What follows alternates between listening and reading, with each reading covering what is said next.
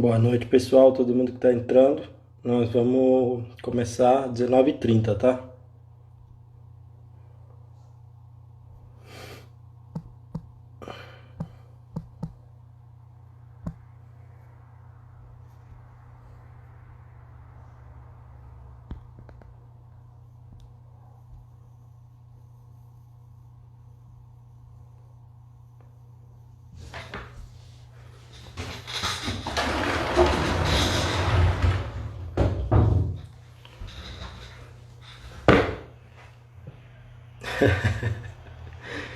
Boa noite, José Fernandes.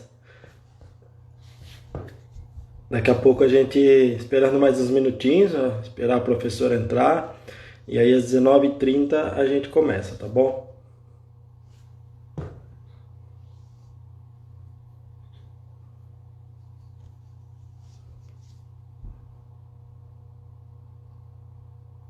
Boa noite, Lucas. Boa noite, Arthur.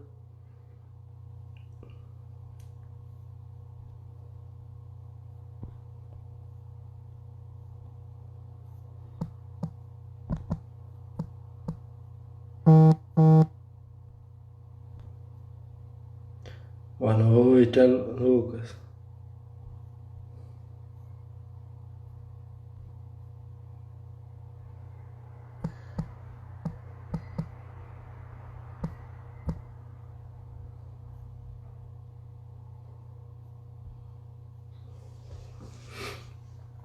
Então nós estamos só aguardando, o pessoal que está entrando, nós estamos só aguardando a professora Lídia entrar e daqui a pouco a gente começa, tá? Às 19h30.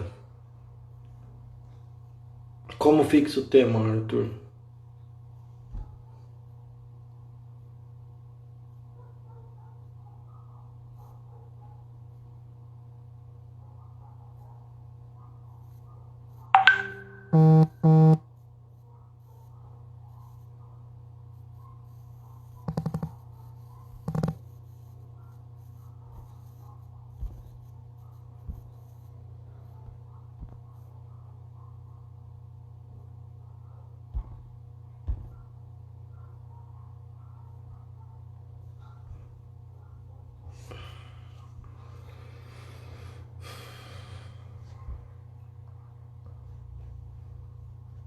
Boa noite, Rafael.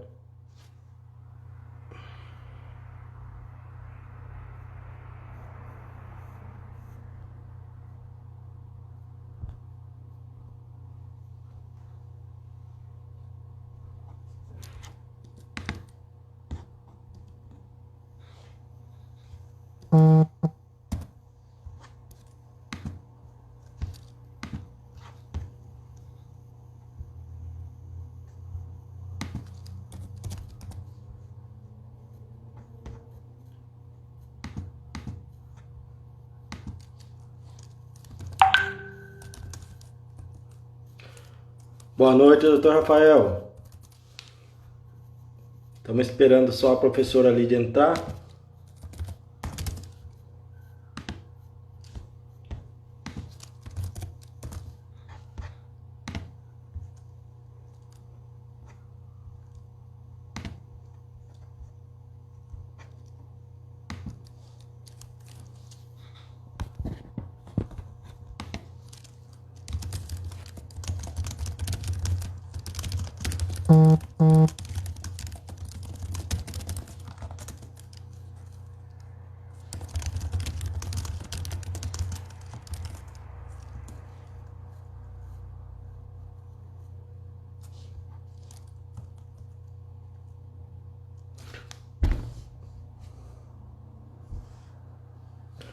Boa noite, Greco. Tudo bem por aí?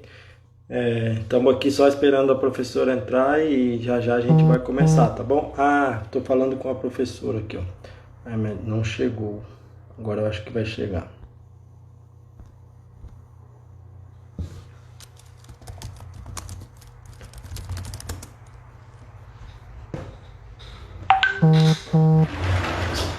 Ô, Kainan, envia para a EMED de São Paulo o vídeo. Envia para a EMED de São Paulo. Eu estou enviando daqui no Carinho. Envia para ele, por favor.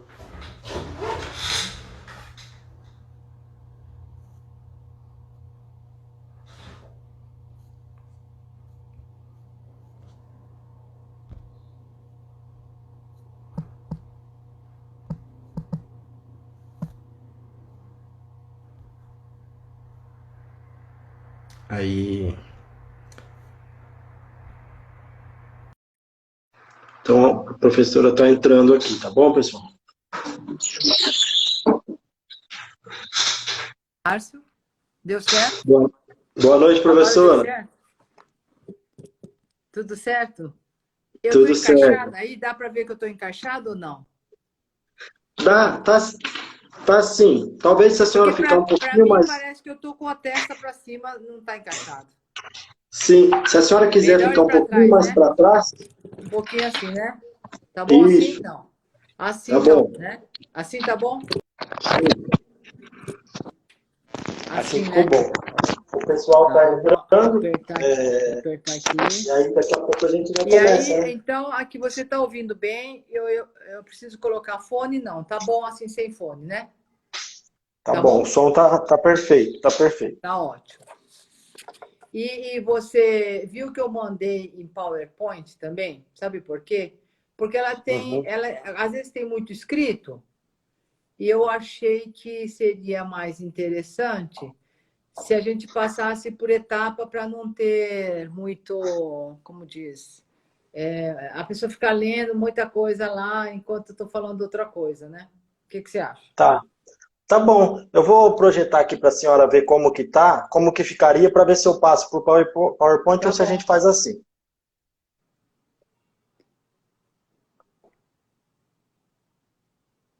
Ficaria assim, né? Eu vou colocar a tela É que tem umas telas que estão muito, assim, com muita coisa escrita.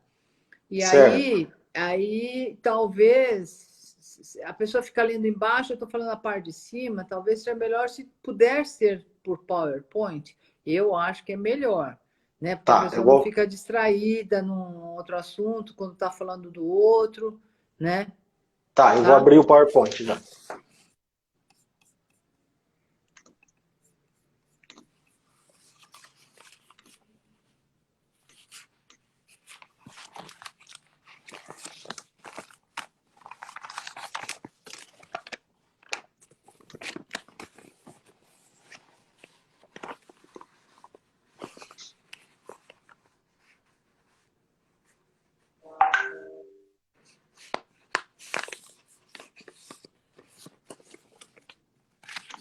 Prontinho.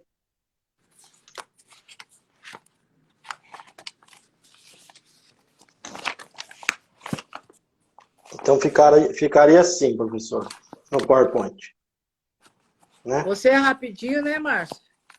Ah, não sou não. Ixi, esses caras da.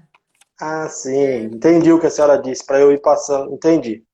Porque senão todo mundo fica lendo embaixo e eu estou falando a parte de cima. Aí vai dar confusão, não vai não? Sim, é verdade. É melhor assim, Tá bom. Então eu tá acho bom? que nós estamos agora, tem 40 colegas assistindo a gente e acho que deve ter mais um pessoal entrando. Tem tem aqui, né, estudantes de todas as regiões do país e tem também aqueles colegas da iniciação aqui de São Paulo no programa de mestrado e no programa de pós-graduação junto com a senhora, os alunos da senhora. Em quantos vocês são? Em quantos vocês são? No total, lá os É, alunos, é. a gente está em quase 80 alunos no total, né? Da Naqueles grupos. associação inteira? Ah, não, a associação do Brasil inteiro? É. Ah, a gente não tem contabilizado os associados do Brasil inteiro, porque os associados são estaduais. Então eles acabam que Ah, você é de São remetendo, Paulo. Ah, sim. tá. Então em São Paulo tem 80? Não. Não, em São Paulo tem mais. Eu achei que a senhora estava perguntando a respeito do pessoal que está no Ah, programa tá. junto com a senhora. Tem bem Hum, mais. entendi. O, Entendi. mas a gente está em todos os estados. Tem as Mas estaduais. aonde tem mais alunos? Qual estado que tem mais alunos? De associados, hoje, o estado de Minas Gerais, que é uma afiliada nossa lá, que eles têm nome de Sangue, que é SAMG, que eles já são mais antigos do que quando foi fundada a EMED, Ah, então eles entendi. permaneceram com o mesmo nome. Eles são o que mais Entendi. tem associado, eles têm 900 associados hoje. Meu Deus, hein? Sim, É muito grande, é bem grande mesmo, né? sim. Puxa, que bom. Eu não sei que horas são aí no da senhora, aqui no Agora são meu, 7h29. tá. Então mais um minutinho e a Bom, gente eu não sei começa, se o né? meu tá certo, né? É, 7h29. Exato. Tá. Ah, o pessoal daqui da iniciação tá mandando um oi para a senhora. A Como é que eu Mazori. faço? Só posso falar oi aqui? Já tá vendo? Claro, Já tá. tá vendo? Já tá Tá, ouvindo? sim, todo mundo ouvindo e vendo a senhora. Nós já estamos agora com 65 colegas assistindo, já estão, o pessoal está entrando. Tá. Do É, Goiás. eu falei para algum um aluno lá meu que atua no mestrado, né? Ele falou que ia tentar assistir. Eu não sei se ele pode assistir. Pode, é aberto. Todo É mundo aberto. que. É Ah, aberto. é aberto, tá. Todo mundo que entrar na página do. Ah, Amanda Lunardi mandando oi para a É, já estou senhora. mandando tchau para ela. É, A Mazori, que eu já guardei esse nome, porque o nome é muito difícil, né? Então a gente guarda mesmo, né? olha lá. Ó, agora são 7h30 mesmo, tá? Tá Aí se bom. você. Se você. Senhora Ó, o que. Senhora Rafa aí, ó, Rafa, ô autorizando. Rafa, tudo bem? Ô Rafa, eu vou falar de você, hein? Eles ouvem, mas não falam, né? Nada. Ou mandam alguma Eles só coisa. conseguem escrever. Ah, tá. Não, mas eles escrevem, né? Claro. Escreve, então. Conseguem interagir com a gente. Ah, entendi, entendi. É. Tá bom. A Então, se a hora que senhora você quiser que autorizar, eu nós podemos. começar, você me avisa, Tá tá? bom, então vamos dar início, né? Tá bom. Então, uma boa noite a todo mundo que está aí, entrou agora. A gente estava aguardando dar o horário para a gente começar, com às 19h30, né? Então, dando continuidade aos episódios que a gente está fazendo sobre formação médica, hoje a gente convidou a professora Lídia Mazaco para falar sobre iniciação científica. A, a professora, a gente acompanha, assim, acompanho o trabalho dela há algum tempo e agora tivemos a oportunidade de se aproximar um pouco mais dela lá em São Paulo e tentar todo esse grupo que está se aproximando tentando aprender com ela e a gente entendeu que seria muito conveniente se a gente fizesse uma live e ela pudesse falar também sobre iniciação científica com todos os colegas dos demais estados também. A gente achou que isso seria muito útil. Então a professora Lídia, ela é titular de cirurgia plástica, professora titular de cirurgia plástica lá da Unifesp, pesquisadora CNPq-1A, coordenadora do programa de pós-graduação em cirurgia translacional lá da Unifesp. E também do programa de mestrado, né, professora? O mestrado Não, profissional. do programa de mestrado profissional, eu sou só professora orientadora. O Tá, coordenador é o certo. Elvio Bueno Tá, Garcia. É. E tá a bom. Leila Blanes como vice-coordenadora. Tá bom. Então, pessoal, para os colegas que estão escutando aí, a gente percebe que às vezes, falando como aluno, como colega de você, a gente percebe que às vezes a questão da iniciação científica fica um pouco distante de nós. A gente fala de iniciação científica, fala de metodologia, fala disso, mas não parece tão aplicável à realidade. Nesse contato com a professora Lídia, a gente percebeu que ela tem uma expertise, uma experiência, uma capacidade de aproximar isso da realidade de uma forma que a gente entende que é conveniente passar para todo mundo e por isso fizemos o convite. Então, professora, daqui para frente a senhora comanda aí e eu vou passando os slides para a senhora. No final, eu pego as perguntinhas e passo para a senhora. Combinado? Tá perfeito. Bom, então, primeiramente, boa noite a todos. É um enorme prazer. Todo mundo fala, é uma enorme satisfação, é um enorme prazer no começo, mas eu vou falar francamente que é uma satisfação muito grande estar com vocês. Porque desde o meu início de carreira, né, já faz aí quase 40 anos, eu sempre tive um olhar diferenciado para os alunos de graduação. Meu discurso como professora titular, eu falei da graduação. Então, todo mundo sabe que a menina dos olhos são os alunos da graduação. Então, eu estou realizada aqui por estar sendo convidada e poder falar para vocês. Esse é um ponto. O outro ponto é que há 2, 3 meses atrás, nós tivemos uma reunião com o Márcio e a partir daí nós começamos a conversar sobre projeto e depois passou para a iniciação científica e nós estamos aqui com vários alunos participando nos projetos do mestrado profissional, assim como alguns estão participando do projeto da pós-graduação cirurgia translacional, que é um dos programas top da Medicina 3 da CAPES, é um programa internacional nota 6, né? Então, assim, para mim e para todos os docentes, certamente, assim, está dando uma satisfação maior de estar participando desses projetos, dos mestrados, doutorados e pós-doutorados, porque tem a presença de vocês nesses processos. Bom, então, hoje, essa apresentação cabe muito bem, principalmente para aqueles que começaram a fazer iniciação científica, né, dentro dos projetos do mestrado e do cirurgia translacional, que é mestrado e doutorado. E a gente pode passar a próxima, Márcia. A gente começa a se perguntar, né, o que é iniciação científica, né? Como o nome já diz, iniciação é o que inicia na ciência. São as primeiras etapas que o aluno de graduação passa, né, para a pesquisa acadêmico-científico-tecnológica. E esse processo, essa modalidade, ela tem alguns objetivos. Pode passar, Márcia. O primeiro objetivo é despertar para a cultura científica tecnológica e incentivar técnicas e métodos.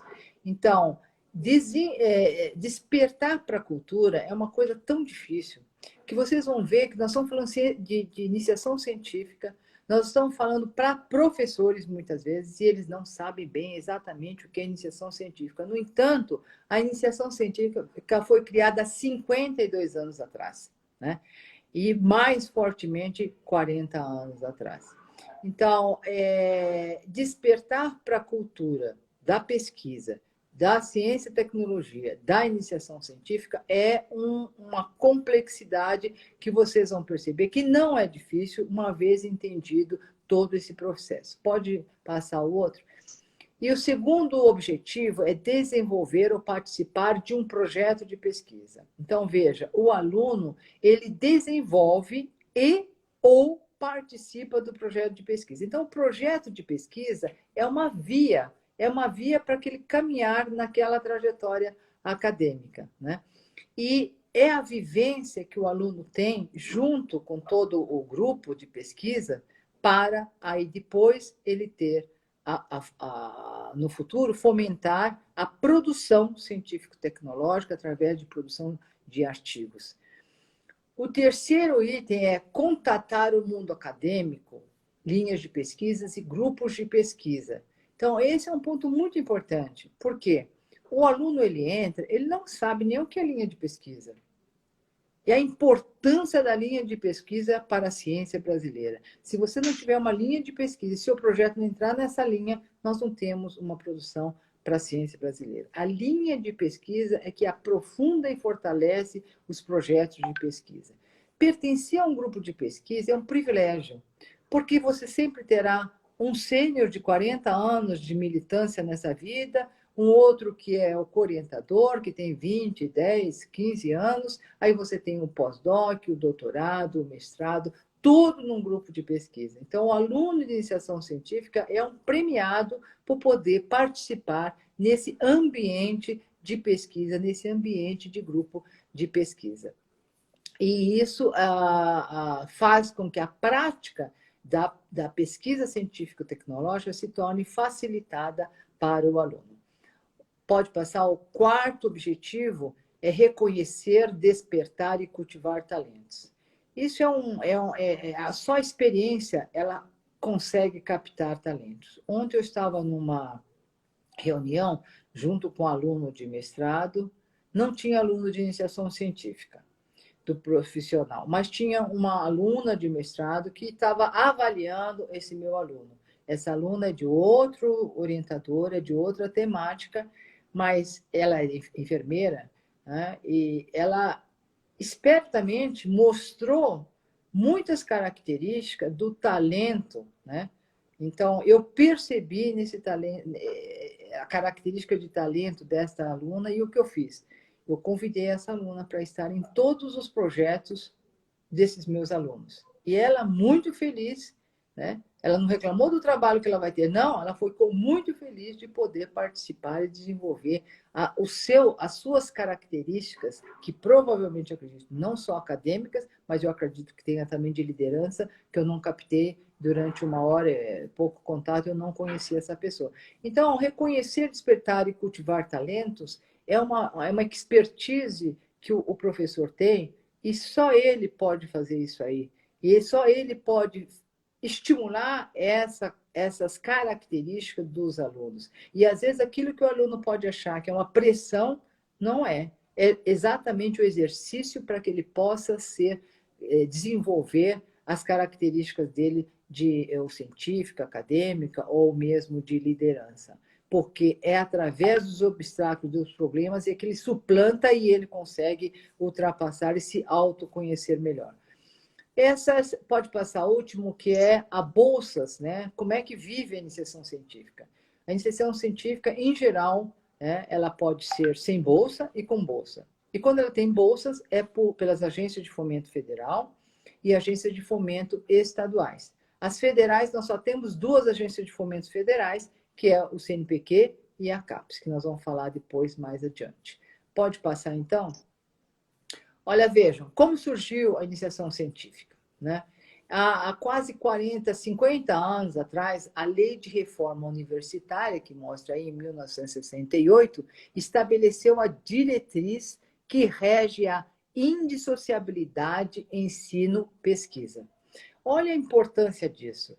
Vocês já ouviram falar de alguns professores que falam, não, eu só gosto de ensinar, dar aula, eu não gosto de fazer pesquisa. Ou então aquele que faz pesquisa diz assim, eu só gosto de pesquisar, eu não gosto de ensinar. Mas há 52 anos atrás, nessa lei, já se disse que não é possível ensinar sem fazer pesquisa. Não é possível pesquisar sem fazer ensino. Existe indissociabilidade desses dois binômios. Então, veja, o indivíduo que ensina sem fazer pesquisa, ele não acompanha, não consegue acompanhar os avanços científicos tecnológicos, de forma que ele está ensinando coisas atrasadas, coisas que já estão no livro, o livro está até no lixo, né? Então, veja só a importância dessa lei. Foi 52 anos atrás. Pode passar o outro, mas só inspirados aí nos Estados Unidos, na França, a iniciação científica, ela foi incorporada mesmo na Lei de Diretrizes e Bases, né, da Educação Nacional, foi em 1996, há 24 anos. Então, veja, há 52 anos nós já falávamos de pesquisa, mas a cultura demora a ser criada. E há 24 anos, então, aí entra nessa lei e aí sim nós vamos ver muitas instituições instauraram a criação da iniciação científica e muitos trabalhos começaram a surgir. Pode passar o próximo. Então, vários autores começaram a escrever sobre quais eram os pontos positivos de se realizar uma iniciação científica. Pode passar o primeiro, né? Então, mas o ponto mais importante, mais forte, foi perceber a nítida evolução intelectual do aluno. Então, o indivíduo ele entra e a gente percebe a nítida evolução desse aluno. Às vezes o próprio aluno ele não se percebe, mas a gente vê muito claramente. Ele faz o desenvolvimento de um raciocínio crítico, de um pensamento crítico, ele desenvolve autonomia, ele desenvolve criatividade, ele desenvolve maturidade e responsabilidade. E desses todos os itens, eu vou dizer que a maturidade científica é a mais importante. Receber críticas é para poucos e deveria de ser recebido como presentes. E ontem, essa moça, que eu não me lembro agora o nome, mas que ela estava, então, avaliando esse meu aluno, e eu percebi essa característica nela, ela tem o que ela está terminando, que é o título de mestre, que um doutor, muitos doutores não têm, que é a maturidade científica. E a maturidade científica de receber e de fazer uma avaliação crítica, como ela fez, é para poucos, né? Então, você viu, ontem, em 1 hora, eu percebi esse talento dessa pessoa que eu nunca tinha visto anteriormente. Pode passar. Ele aprimora também as habilidades de liderança, né? Ele também não percebe isso, mas ele já tem alguma coisa, algumas características, e ele aprende a melhorar, aperfeiçoar essas habilidades. Ele começa a ter facilidade nos relacionamentos interpessoais, e eu vou dizer que um dos problemas mais difíceis é relacionamento interpessoal, em especial na pesquisa científico-tecnológica. Se existe 2 lugares mais difíceis de se relacionar, de se competir, de se concorrer, em 2 lugares, é na política e é na vida universitária. Porque nós temos cargos de posições importantes, nós temos a caneta na mão, enfim, esses cargos, eles fazem com que esse relacionamento na academia, na pesquisa, ela se torne um pouco mais dificultada. Então, é um ambiente mais propício para a gente poder exercitar a arte de viver. Porque se nós ultrapassarmos todas essas dificuldades, nós sabemos que nós, então, conseguimos viver de acordo com o que a gente acredita que é viver, né? Viver não é a facilitação, viver é ultrapassar os obstáculos, né? E outro item que são o desenvolvimento dos valores altruísticos. Parece que é uma coisa simples, parece que é uma coisa simplesmente para estar escrito, mas não é verdadeiro. E realmente isso é desenvolvido. Por quê? Um médico, ele não pode ser um médico bom e nem pode ser um pesquisador bom se ele não for altruísta, se ele não pensar na comunidade, se ele não pensar na sociedade. Ele tem que ter esse valor altruístico, e isso a iniciação científica desenvolve. Para vocês verem que nós já estamos fazendo um programa junto à educação básica e junto à educação na parte fundamental, que tem o ensino médio fundamental e o básico, né? Junto com algumas escolas que são administradas pela SPDM, e são os alunos da pós-graduação, mestrado, doutorado e pós-doc, mais os alunos de iniciação científica, supervisionados pelos docentes, vão estar fazendo um trabalho social de avaliação desses alunos e da ensino fundamental e tudo. Bom, e outro item a iniciação científica, pode passar aí outro item, Márcio, mostra que aquele que fez a iniciação científica, ele tem a probabilidade de 2,2 vezes maior de fazer e terminar o mestrado e 1,5 vezes maior de concluir o doutorado. Isso quer dizer o seguinte, que quem fez essa iniciação científica, facilmente ele entra no mestrado e no doutorado e facilmente ele consegue finalizar, né, esse mestrado e esse doutorado, né? Pode passar. Eu gosto de passar essa tela em qualquer aula de ensino, ou mesmo na residência médica de Paulo Freire, e ele diz que ele coloca muito fortuitamente, que ele está muito apagado para mim, volta um, está meio apagadinho, mas está bom. Ele enunciou que formar um profissional é muito mais do que puramente treiná-lo, e no desempenho muito mais do que treiná-lo no desempenho das destrezas. Então, de fato, o importante não é transferir o conhecimento. Por que não é transferir o conhecimento? Porque o conhecimento pode ser transferido, você tem no livro, você tem em vários lugares. Mas o mais importante é conformar as habilidades e as atitudes, né? E a iniciação científica, ela se encaixa perfeitamente nesse conceito. A iniciação científica é um forte instrumento educativo. Então, se alguma coisa que eu acho que é de importância é a iniciação científica, é o aluno de graduação. Se eu der condições para ele desenvolver essas capacitações, certamente ele vai ser melhor, a sociedade vai ser melhor e o mundo vai ser melhor, né? Pode passar agora. E aí você já está perguntando, e o que essa iniciação científica vai me ajudar, vai me favorecer no processo de formação da minha vida profissional? E eu vou dizer aqui, pode passar um item, que a definição de formação profissional, ela tem mudado com o tempo e ela pode mudar ao longo do tempo. Só que a base, que é o estudo, preparação e a vivência, isso nunca mudou e certamente não vai mudar. E, interessantemente, a iniciação científica, ela tem um foco no estudo, na preparação e na vivência. E quem atua na iniciação científica, ele sempre vai perceber, de fato, eu estou estudando, estou preparando e estou tendo vivência a respeito. Pode passar outro. Aí você fala, mas por que é tão importante fazer pesquisa? Né? O aluno de iniciação científica, ele vai atuar nessa tríade. Né? E aí nós vamos elencar algumas motivações do porquê fazer a iniciação científica. Pode passar. Primeiro o mercado, né, do mundo científico que respalda as atividades profissionais, ela tem crescido exponencialmente. Ela tem crescido de tal forma que ninguém pode saber tudo de tudo. E aí é que entra o conhecimento a partir da pesquisa. Então, nós precisamos desse conhecimento, dessa pesquisa, para a gente se adaptar, para a gente acompanhar a tamanha velocidade dos avanços científico-tecnológicos. Então, esse é o primeiro motivo para se fazer a iniciação científica.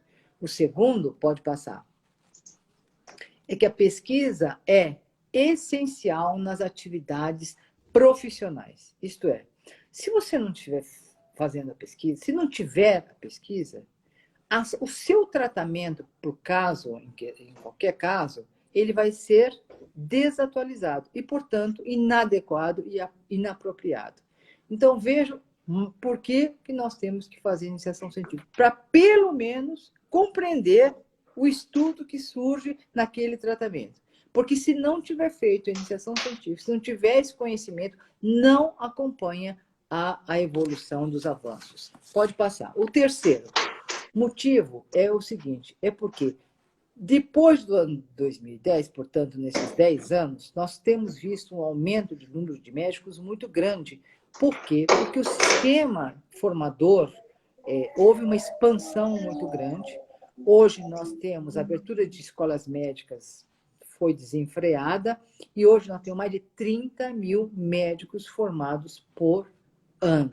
Então, veja o que vocês precisam ter. A concorrência vai ser grande e a competição é enorme. E a iniciação científica certamente é, sim, o diferencial dentre tantos alunos em formação.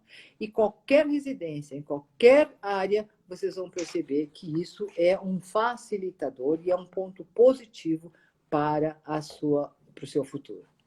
A outra motivação, que é o quarto, né? A motivação, é que quanto mais conhecimento, né, na fase em desenvolvimento, maiores são as chances de ter grandes oportunidades dentro do mercado de trabalho.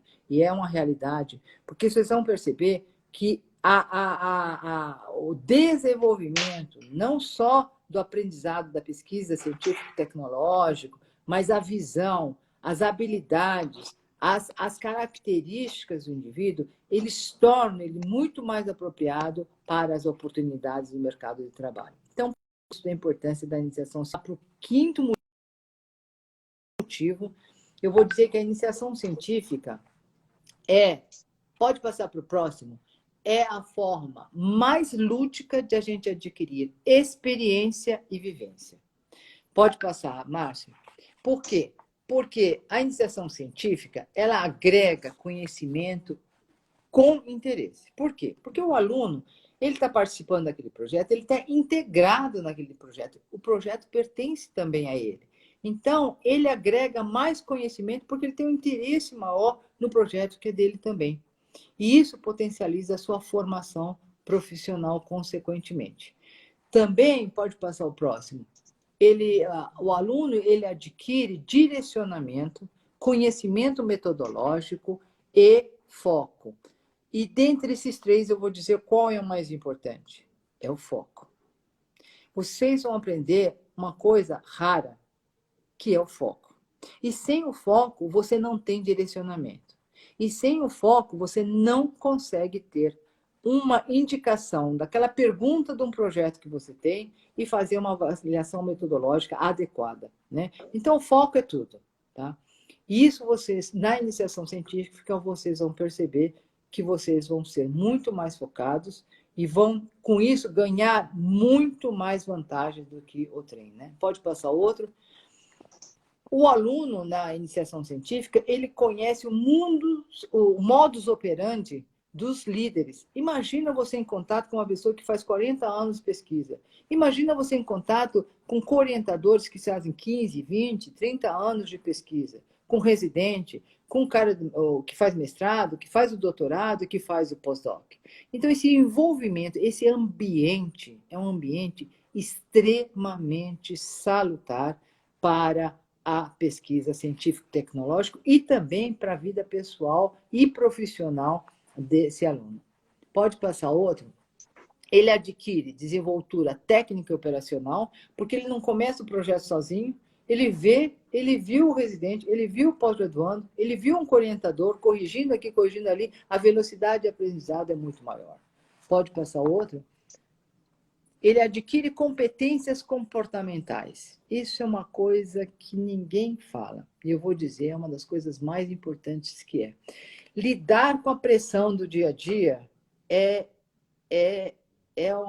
só a vivência e a gente não consegue passar. Mas se você vivencia junto com o orientador, com os co-orientadores, com os alunos de mestrado e doutorado, você aprende a lidar com essa pressão com muito mais facilidade.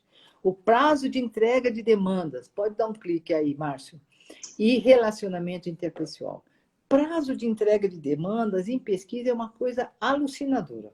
É a agência de fomento que te pede, é o orientador que te pede, é o laboratório que te pede, é uma demanda todo o tempo. E a gente começa a aprender a como agir e como atuar para que os prazos possam estar de acordo com a demanda. Pode passar o próximo? A iniciação científica, ela cria a identidade profissional. E o que seria uma identidade profissional? É o que representa uma pessoa. E é o que torna diferente dos demais. Em inúmeros aspectos, não é um aspecto só. Não, o cara é bom, não. Em vários aspectos. E isso pode ajudar o aluno, neste momento, para atingir o seu grau de notoriedade, de credibilidade, de confiabilidade, né? E aí vocês perguntam, mas como é que o aluno de iniciação científica pode ajudar na construção de uma identidade profissional, né? Eu vou dizer que o caminho, eu sempre gosto de dizer isso, se faz ao caminhar. Conforme vocês forem caminhando, vocês vão perceber. E vão perceber o seguinte, que nesse caminhar, vocês, em cada obstáculo, em cada ação, vocês vão fazer um autoconhecimento. É um exercício de autoconhecimento. E o que é um autoconhecimento? É a chave da sua identidade profissional. Então, nesse caminhar, o mentor coloca algumas ferramentas necessárias para que o aluno descubra suas fragilidades, suas vulnerabilidades e ele possa corrigir. E às vezes ele cita essas vulnerabilidades, né? E é importante que o aluno possa corrigi-las, né? E isso, às vezes, ele pode ser, como ninguém gosta de crítica e tal, ele tem que lembrar que nesse mundo e nesse ambiente não existe crítica destrutiva. Porque se existir, certamente ele não está sendo construtivo.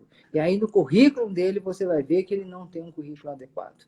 Certo? Isso é muito perceptível. Pode passar o próximo? A iniciação científica, ela propaga o desenvolvimento do pensamento lógico e crítico. Então, esse vai ser um desenvolvimento que, paulatinamente, ludicamente, vocês vão fazer. Instiga, isso é muito importante, instiga um compromisso com a aprendizagem. Aquele que passou na iniciação científica nunca mais volta a ser o mesmo. Ele sempre vai ter aquele compromisso com o aprendizado. E é uma coisa interessante, ele também vai estimular a formação de novos cientistas. Você vai falar, o aluno de graduação. Então, vocês vão perceber que eu vou dar um exemplo e que isso acontece. Porque uma vez que você passa na iniciação científica, você tem uma bagagem, e essa bagagem você está sempre aprendendo, e você vai sim formar novos cientistas, e você vai estimular sim novos cientistas, é uma coisa que você não percebe e que Lourdes... Aconteceu. Muito importante, né? Eu acho que o Márcio, acho que não está conseguindo passar o próximo tela, né, Márcio? Não tem problema. Eu vou falando aqui e você vai passando. A resiliência, né, é essencial para a gente superar desafios e trabalhar bem em equipe. Em pesquisa, nós falamos de grupo de pesquisa porque nós trabalhamos sempre em pesquisa. A pesquisa nunca tem um dono. Todos trabalham igual. Não existe hierarquia em pesquisa. Não existe professor titular, não existe nada. Existe a pesquisa. E essa pesquisa, ela é toda feita... Assim, o aluno, ele tem a liberdade, tem a discussão e ele também pertence da mesma forma como os outros, né? E o aluno aprende com os seus erros, ele começa a se adaptar, ele aprende com os erros dos outros e nós também, porque é uma via de mão dupla, né? Nada é uma via de mão única, é uma via de mão dupla. E ele cresce a partir dele. Pode passar. Ele desenvolve, então, as características de liderança. E isso vocês vão perceber que é automático, são características que vão despertando e vão surgindo, vão aparecendo, e isso não é controle, isso aí é uma continuidade. O que aconteceu na iniciação científica é o que vai acontecer para a sua vida inteira.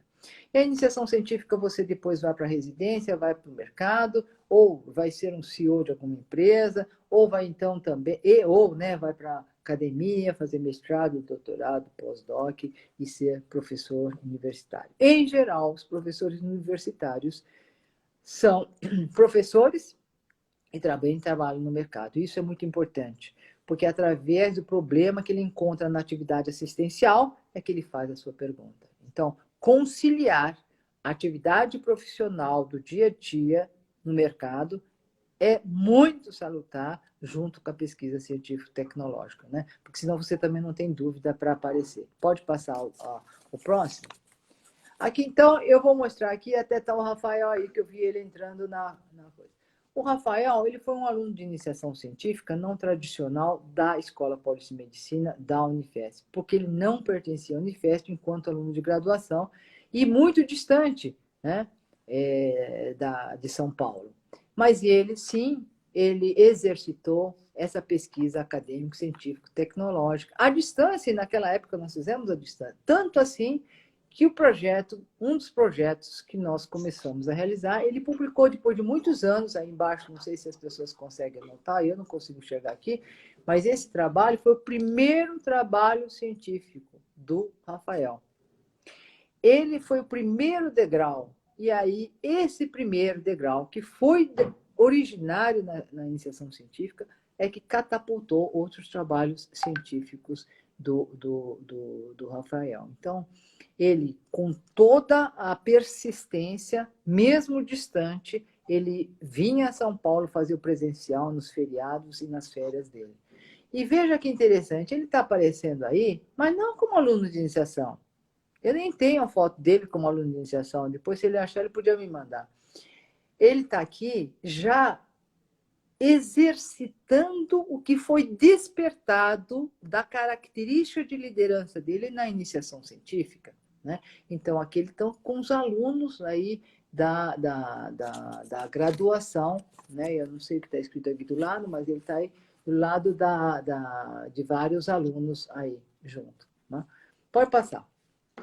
E outra, esse trabalho científico, ele publicou numa revista, que você vai falar, aluno de graduação, vai publicar numa revista B5, numa revista nacional, numa revista que não tem fator de impacto. Não, essa revista é um fator de impacto 0,97, portanto, um trabalho de alto impacto e muita visibilidade. Bom, o êxito da iniciação científica tem muito a ver com o binômio orientador orientando, como eu toda hora estou falando, né? Porque tem que existir um alinhamento entre orientador e aluno. E todos os programas sérios, quem faz a escolha e a seleção é o aluno. E também quem aceita e também faz a seleção e a escolha é o orientador. Então, o aluno escolhe, ele precisa ver se ele é aceito ou não pelo orientador. E o que eu percebo durante todos esses anos é que o aluno que procura o aspecto maternal, paternal, um aspecto de autoproteção do orientador, ele, em geral, ele não prossegue nas suas habilidades desenvolvidas, se é que desenvolveu, né? Porque os critérios para pesquisa acadêmico, científico, tecnológica, ela deve ser focada na pesquisa acadêmico, científico, tecnológica do orientador, né? Então, se o indivíduo procura só uma característica de autoproteção, em geral, ele não consegue desenvolver todas as potencialidades, mesmo porque ele não tem um orientador desafiador para que possa florar toda essa potencialidade do aluno, né? Pode passar. E quem são, então, os maiores incentivadores e sinalizadores da importância da iniciação científica? Pode passar. Primeiro, eu vou dizer que é o Ministério da Ciência e Tecnologia. O Ministério da Ciência e Tecnologia criou o CNPq em 1951, portanto, 69 anos atrás. E foi criado na década de 80, portanto, há cerca de 35, 40 anos atrás, a iniciação científica e que tinha o objetivo de preparar para a pesquisa mesmo, para a pós-graduação sensu estrito, né? Pode passar. Outro maior incentivador é a CAPES, que é o Ministério da Educação. Então, dois ministérios são incentivadores, se colocam, olha, iniciação científica é muito importante. O Ministério da Ciência e Tecnologia, o Ministério da Educação e Cultura, através da CAPES, né, que criou o PET. Esse PET foi criado na mesma época que o PIBIC do CNPq, só que com um objetivo diverso, de ensino, pesquisa e extensão. Então, ele ampliou muito o leque e se perdeu um pouco nessa objetividade e fez uma formação global, isto é, não foi muito feliz no início, mas hoje ele só tem um foco de pesquisa. Pode passar o próximo. E as outras agências de fomento são as estaduais de todos os estados do país, e eu coloquei aqui de São Paulo, que é uma das mais antigas, né? E é uma que tem mais potencial financeiro para prover as bolsas de pesquisa. Pode passar. Hoje nós temos as privadas também, né? No Brasil, nós temos a iniciação científica em duas perspectivas. Uma delas é institucional e a outra é individual. A institucional, ela visa as vivências, né, dos programas institucionais, né, dos desenvolvimentos dos estudos institucionais, das visitas programadas a institutos de pesquisa e tudo, mas tudo institucional. A segunda, pode clicar aí, Márcio, é o desenvolvimento individual, que é o projeto de pesquisa, através de um projeto de pesquisa, que é elaborado e desenvolvido sob orientação de um docente da universidade. E é nessa perspectiva que nós estamos falando. É o binômio, orientador orientando e o projeto como uma via para seguir aquele caminho, para a gente poder seguir aquele caminho. Tem um artigo que eu acho que eu não coloquei aí, eu deveria ter colocado, chama Binômio Orientador Orientando. E é muito interessante porque conta como que surgiu essa terminologia binômio orientando, né? Eu acho que vale a pena, eu não sei se coloquei, mas se não coloquei, eu posso passar para o Márcio e encaminhar para vocês. Pode passar outra? A iniciação científica, então, ela tem... Onde ela acontece? Ela acontece no ambiente universitário. Então, nós estamos falando de estudantes de medicina, então, elas são desenvolvidas nas faculdades médicas, nas universidades, né, com os projetos institucionais, principalmente com a agência de fomento, né, como o do CNPq, que é do PIBIC, e também aquelas individuais, que é através dos docentes, né? Do projeto com o docente. Uma coisa importante de se frisar é que na Europa, nos Estados Unidos, nós só temos uma perspectiva, que é a perspectiva individual, né? Que é a perspectiva do projeto com o docente e o aluno, e não existe institucional.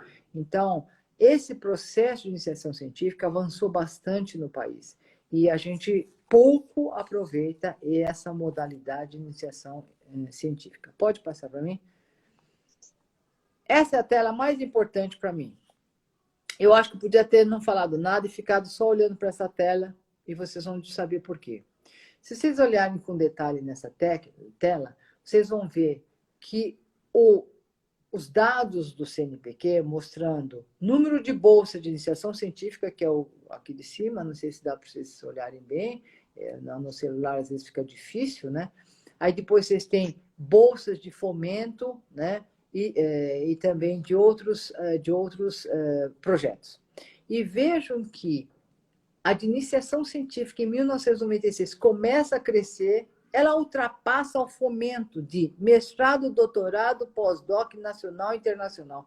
Como somente bolsas de iniciação científica ultrapassa desta forma, mostrando a tamanha importância da iniciação científica mais do que a bolsa de mestrado, doutorado, pós-doc nacional e internacional. Então, vejam o valor de uma iniciação científica e que poucos sabem disso, inclusive de docentes, né? Então, essa tela, para mim, é tudo. Pode passar para mim? E sabe por quê que ele tem tanto valor? Porque cada euro que se é injetado, que se é depositado para pesquisa e inovação, ela se reverte, ela desencadeia 11 euros no produto interno bruto. Então, veja, só isso aí, essa frase e a anterior, só isso já mostra a importância da cultura da iniciação científica, a importância de vocês estarem fazendo a produção científica, né? Pode passar? O que ocorre nas universidades internacionais, a iniciação científica ela se desenvolve também por meio de projetos dentro de disciplinas de conteúdo específico, na criação de novos cursos voltados para a pesquisa, semelhante aos programas brasileiros, né? Pode passar. Aqui ele diz, me mostra que é só por uma perspectiva, que é aquela bolsa individual, através de um projeto e docente, e o binômio docente orientando. Pode passar?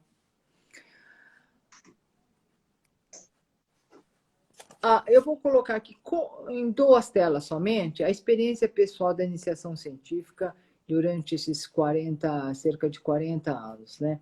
E aí mostra que as atividades de pesquisa que foi incluídos os alunos nos projetos de pesquisa, no caso, na época, era disciplina de cirurgia plástica, não existia nem o programa de pós-graduação, o programa de pós-graduação aconteceu em 1983, eles participavam das nossas reuniões. Naquela época, as reuniões eram juntas, pós-graduação, residente, docente, aluno, todo mundo junto. Hoje não, hoje é de residência em residência, mestrado, ela cresceu de tal forma que elas são separadas, né?